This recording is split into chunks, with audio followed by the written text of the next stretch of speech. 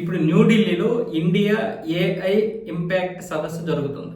ఈ ఇంపాక్ట్ సమ్మిట్కి అనేక మంది, ఎంతో మంది కొత్తగా అంటే భారతదేశానికి చెందినటువంటి టెక్నీషియన్లు వాళ్ళు తయారు చేసినటువంటి పరికరాలు అవన్నీ కూడా తీసుకువెళ్ళి అక్కడ ప్రదర్శనకు ఉంచారు. దీనికి ప్రపంచ దేశాల నుంచి సిఇఓలు, అధ్యక్షులు, ప్రతినిధులు, అలాగే దౌత్యవేత్తలు అందరూ వస్తున్నారు. వాళ్ళందరికీ సెక్యూరిటీ కూడా 10,000 మందిని నియమించారు. అలాంటిది గ్రేటర్ నోయిడాకి చెందినటువంటి గల్గోటియా యూనివర్సిటీకి చెందినటువంటి వారు చైనా నుంచి ఒక డాగ్, ఆ రోబోటిక్ డాగ్ ఉంటుంది కదా, GO2 రోబోటిక్ డాగ్ అని ఏదో తయారు చేసింది చైనా. అది ఇప్పుడు మన దేశంలో కూడా ఉంది, ఆన్లైన్లో కొనుక్కోవచ్చు. అది 2 లక్షల నుంచి 3 లక్షల రూపాయల విలువ ఉంటుంది. దానికి మన దగ్గర కూడా అనుమతులు ఉన్నాయి.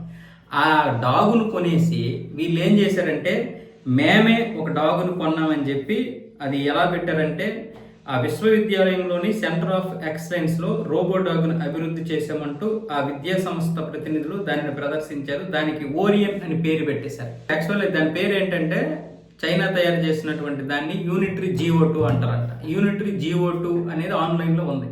ఆ డాగును కొనేసి వీళ్ళే ఓరియన్ అనే ఒక డాగ్, ఆ పేరు మార్చేసి ఓరియన్ అని పెట్టేసి మేమే తయారు చేసామని మీడియాకి వీళ్ళు వివరించేస్తున్నారు. దాంతో అది బాగా వైరల్ అయిపోయింది.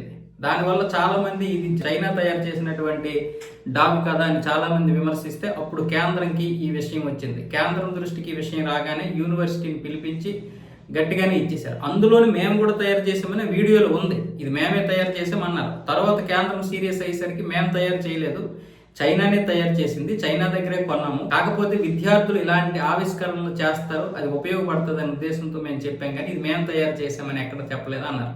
కానీ వీడియోలో స్పష్టంగా అధ్యాపకులు వాళ్ళందరూ కూడా మేమే తయారు చేసాం, మా యూనివర్సిటీలోని తయారైంది అని కూడా చెప్పుకోవడం జరిగింది. ఆ వీడియోలు కూడా ఉన్నాయి. దాంతో సీరియస్గా కేంద్రం ఏం చేసిందంటే, ఆ చైనా డాగ్లో ఉన్నటువంటి ఆ డాగ్ని అందరినీ పంపించేశారు బయటికి. అలాగే ఇప్పుడు ఆ యూనివర్సిటీ మీద యాక్షన్ తీసుకోబోతున్నారు.